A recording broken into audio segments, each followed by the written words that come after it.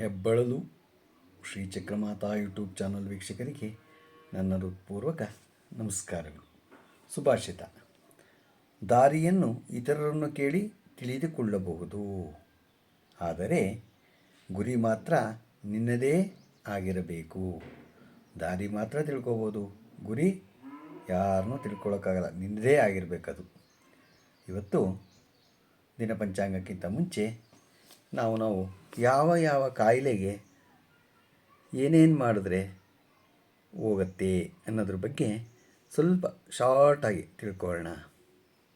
ನೋಡಿ, ಬಿಕ್ಕಳಿಕೆ ಬಂದರೆ ಹುರುಳಿ ಕಷಾಯ, ಹುರುಳಿಕಾಳು ಇರುತ್ತಲ್ಲ, ಅದರದ್ದು ಕಷಾಯ ಕುಡಿದ್ರೆ ಹೋಗತ್ತೆ ಅಂತ ಹೇಳಿದ್ದಾರೆ ಹಿಂದೆ ದೊಡ್ಡವರು. ಈ ಕಫ ಬಂದರೆ ಏನು ಮಾಡಬೇಕು? ನೀವು ಶುಂಠಿ ಕಷಾಯ, ಅರಿಶಿನ ಹಾಕ್ಕೊಂಡು ಶುಂಠಿ ಕಷಾಯ ಸೇವಿಸಿ. ಇಲ್ಲ ಅಂದರೆ ನೀವು ಕೆಮ್ಮು ಇದು ಎಲ್ಲ ಇದ್ದರೆ ಈ ಚಕ್ಕೆ ಬರುತ್ತಲ್ಲ, ಚಕ್ಕೆನ ಚೆನ್ನಾಗಿ ಕುದಿಸ್ಬಿಡಿ, ಚಕ್ಕೆ ನೀರನ್ನ ಕುಡೀರಿ. ನಿಮಗೆ ಕೆಮ್ಮು ಕಡಿಮೆ ಆಗುತ್ತೆ, ಕಫನೂ ಹೋಗುತ್ತೆ. ಹೊಟ್ಟೆಯಲ್ಲಿ ಈ ಕಲ್ಲಾದರೆ ಕಿಡ್ನಿ ಕಲ್ಲಾದರೆ ಏನು ಮಾಡಬೇಕು ಅಂದರೆ, ಬಾಳೆ ದಿಂಡಿನ ಪಲ್ಯ ತಿನ್ನಿ, ಇಲ್ಲ ರಸ, ಬೆಳಿಗ್ಗೆ ಒಳಗಡೆ ಇರುತ್ತಲ್ಲ ಅದೆಲ್ಲ ಸೀಳ್ಬಿಡಿ. ದಿಂಡು ಥರ ಬರುತ್ತೆ, ಒಂದು ಒಳ್ಳೆಯದು ಟ್ಯೂಬ್ ಥರ. ಅದನ್ನು ತೊಗೊಂಡು ಬೆಳಿಗ್ಗೆ ಹೊತ್ತು ಒಂದೊಂದು ಚಮಚ ಒಂದು ಜೇನುತುಪ್ಪ ಹಾಕ್ಕೊಂಡು ರಸ ಕುಡೀರಿ. ನಿಮಗೆ ಕಲ್ಲು ಕರಗತ್ತೆ.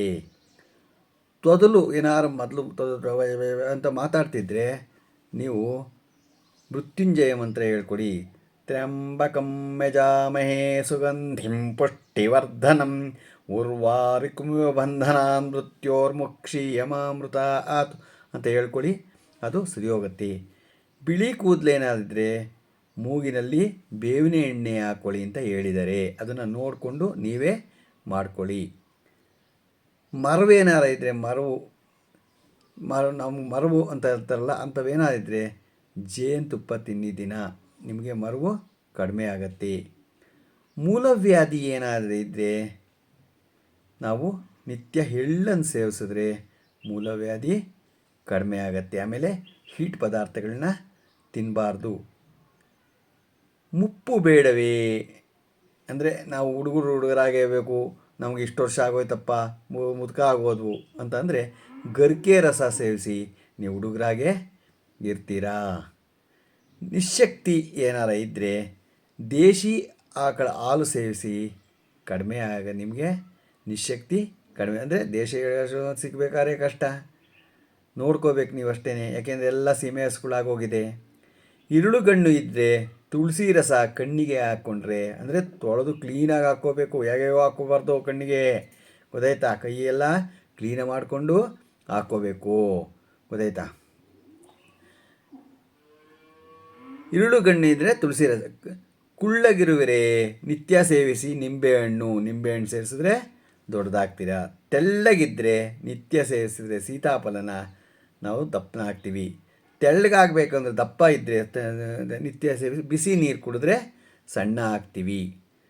ಹಸಿವಿಲ್ವೇ, ನಿಮಗೆ ಹಸುವಾಗ್ತಾ ಇಲ್ಲ ಅಂತಂದರೆ ಓಂ ಕಾಳು ತಿನ್ನಿ, ಹಸುವಾಗತ್ತೆ. ತುಂಬ ಹಸಿವ ಇದ್ದರೆ ಹಸಿ ಶೇಂಗಾ ಅಂದರೆ ಕಡಲೆಕಾಯಿ ತಿನ್ನಿ, ಸರಿ ಹೋಗುತ್ತೆ.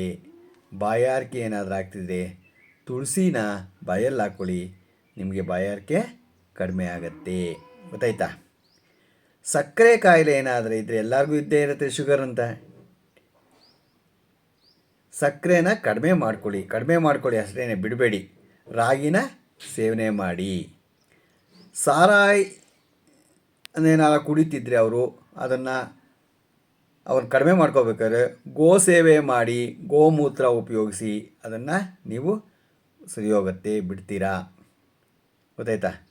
ರಕ್ತಹೀನತೆ ಏನಾದರೂ ಇದ್ದರೆ ಪಾಲಕ್ ಸೊಪ್ಪು ತಿನ್ನಿ, ರಕ್ತನ ನಮಗೆ ಉತ್ಪತ್ತಿ ಮಾಡುತ್ತದು ಪಾಲಕ್ ಸೊಪ್ಪು. ತಲೆ ಏನಾದ್ರು ಸುತ್ತೋದೇನಾರು ಇದ್ದರೆ ಬೆಳ್ಳುಳ್ಳಿ ಕಷಾಯ ಸೇವಿಸಿ, ತಲೆ ಸುತ್ತು ಕಡಿಮೆ ಆಗತ್ತೆ. ದೃಷ್ಟಿದೋಷ ಏನಾದರೂ ಇದ್ದರೆ ಬೆಳ್ಳಿ ತಟ್ಟೆಯಲ್ಲಿ ಊಟ ಮಾಡಿ ನಿತ್ಯ ಸೇವಿಸಿ, ಗೊತ್ತಾಯ್ತಾ? ಕಡಿಮೆ ಆಗತ್ತೆ. ಕಿರುಸಾಲಿ ಸೊಪ್ಪನ್ನು ಉಪಯೋಗಿಸಿ. ಆಮೇಲೆ ಗೊತ್ತಾ, ಕಿರುಸಾಲಿ ಸೊಪ್ಪು ಅಂತ ಬರುತ್ತೆ, ಅದನ್ನು ಉಪಯೋಗಿಸಿ. ಬಂಜೇತನ ಏನಾರ ಇದ್ದರೆ ಔದುಂಬರ ಚಕ್ಕೆ ಕಷಾಯ ಸೇವಿಸಿ, ನಿಮಗೆ ಸರಿ ಹೋಗುತ್ತೆ. ಬಂಜೇತನ ಏನಾರ ಇದ್ದರೆ ಗೊತ್ತಾಯ್ತಾ, ಔದುಂಬರ ಚಕ್ಕೆ ಕಷಾಯ ಸೇವಿಸಿ. ಅಂದರೆ ಔದುಂಬರ ಅಂದರೆ ಹತ್ತಿ ಮರ, ಗೊತ್ತಾಯ್ತಾ, ಕಷಾಯ ಸೇವನೆ ಮಾಡಿ. ಭಯವೇ ಗೋಮೂತ್ರ ಸೇವಿಸಿ, ಸರಿ ಹೋಗುತ್ತೆ, ಭಯ ಏನೂ ಇರಲ್ಲ. ಸ್ವಪ್ನದ ದೋಷ ಏನಾರ ಇದ್ದರೆ ತುಳಸಿ ಕಷಾಯ ಸೇವಿಸಿ, ಸ್ವಪ್ನದ ದೋಷ ಕಾಲ ಹೋಗುತ್ತೆ. ಅಲರ್ಜಿ ಏನಾರ ಇದ್ದರೆ ಅಮೃತ ಬಳ್ಳಿ ಕಷಾಯ ಸೇವಿಸಿ, ಅದನ್ನು ಹೋಗುತ್ತೆ. ಹೃದಯ ದೌರ್ಬಲ್ಯ ಏನಿದ್ರೆ ಸೋರೆಕಾಯಿ ರಸ ಸೇವಿಸಿದರೆ ನಿಮಗೆ ಕಡಿಮೆ ಆಗುತ್ತೆ. ಹೊಟ್ಟೆ ನೋವು ಏನಾರ ಇದ್ದರೆ, ಪ್ರತಿದಿನ ಹೊಟ್ಟೆ ನೋವು ಬರ್ತಿದ್ದರೆ ಬೂದುಗುಂಬಳಕಾಯಿ ದಿನ ರಸನ ಉಪಯೋಗಿಸಿ, ನಿಮಗೆ ಕಡಿಮೆ ಆಗುತ್ತೆ. ಇವುಗಳನ್ನ ನೀವು ಮಾಡಿ, ಮನೆ ಮದ್ದು ಇವೆಲ್ಲ ಗೊತ್ತಾಯ್ತಾ, ಮನೆ ಮದ್ದುಗಳನ್ನ ನಾವು ಮಾಡಿಕೊಂಡ್ರೆ ನಾವು ಮನೆಯಲ್ಲೇ ಸ್ವಲ್ಪ ಕಡಿಮೆ ಮಾಡ್ಕೋಬೋದು. ಆಮೇಲೆ ನಂತರ ನಾವು ಏನು ಬೇಕಾದ್ರೂ ತೋರಿಸಿ ಮಾಡಿ ಮನೆಯಲ್ಲಿ ಕಡಿಮೆ ಮಾಡ್ಕೊಳ್ಳೋಕ್ಕೆ ಇವೆಲ್ಲ ದಾರಿ. ಈಗ ದಿನ ಪಂಚಾಂಗವನ್ನು ತಿಳ್ಕೊಳ್ಳೋಣ. ದಿನಾಂಕ 18/3/2025 ಮಂಗಳವಾರ, ಶ್ರೀ ಕ್ರೋಧಿನಾಮ ಸಂವತ್ಸರ, ಉತ್ತರಾಯಣ, ಶಿಶಿರ ಋತು, ಫಾಲ್ಗುಣ ಮಾಸ, ಕೃಷ್ಣಪಕ್ಷ, ತಿಥಿ ಚೌತಿ, ಸಾಯಂಕಾಲ 6:44, ನಕ್ಷತ್ರ ಸ್ವಾತಿ, ಹಗಲು 2:58, ಮಳೆ ಉತ್ತರಾಭಾದ್ರ ಪಾದ 1, ರಾಹುಕಾಲ 3:33ರಿಂದ 5 ಗಂಟೆ 4 ನಿಮಿಷ ತನಕ ಇದೆ. ಗುಳಿಗೆ ಕಾಲ 12:32ರಿಂದ 2 ಗಂಟೆ 2 ನಿಮಿಷ ತನಕ ಇದೆ. ಯಮಗಂಡ ಕಾಲ 9:30ರಿಂದ 11 ಗಂಟೆ 1 ನಿಮಿಷ ತನಕ ಇದೆ.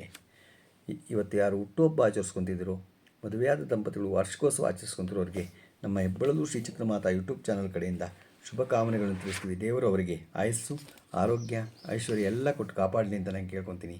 ನಮ್ಮ ಹೆಬ್ಬಳಲು ಶ್ರೀ ಚಕ್ರಮಾತಾ ಯೂಟ್ಯೂಬ್ ಚಾನಲ್ ಯಾರು ಸಬ್ಸ್ಕ್ರೈಬ್ ಆಗಿಲ್ಲ, ದಯಮಾಡಿ ಸಬ್ಸ್ಕ್ರೈಬ್ ಆಗಿ, ಲೈಕ್ ಕೊಡಿ. ಇದು ನಿಮ್ಮದೇ ಚಾನಲ್ ಆಗಿರೋದ್ರಿಂದ ನಮ್ಮ ಲಿಂಕನ್ನು ಬೇರೆ ಗ್ರೂಪ್ಗೆ ಫಾರ್ವರ್ಡ್ ಮಾಡಿ. ನಮಸ್ಕಾರಗಳು, ನಮಸ್ಕಾರಗಳು, ನಮಸ್ಕಾರಗಳು.